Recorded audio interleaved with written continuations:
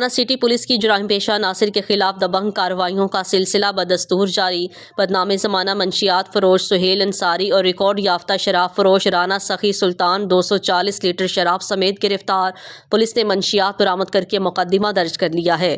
D P او شیخوپورہ زاہد نواز مروت کی ہدایات پر عمل کرتے ہوئے ایس ایچ او تھانہ سٹی فاروق آباد واجد عباس نے اپنی ٹیم کے ہمراہ کارروائی کرتے ہوئے ریکارڈ یافتہ شراب فروش رانا سخی سلطان سے 240 لیٹر شراب اور بدنام زمانہ منشیات فروش سہیل انصاری سے 160 گرام چرس برآمد کر کے مقدمہ درج کر کے پابند سلاسل کر دیا۔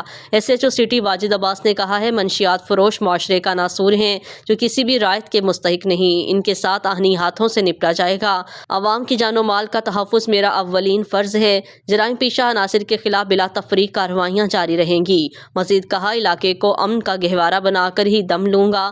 جرائم پیشہ عناصر کتنے ہی بااثر کیوں نہ ہو، قانون سے بچ نہیں سکیں گے۔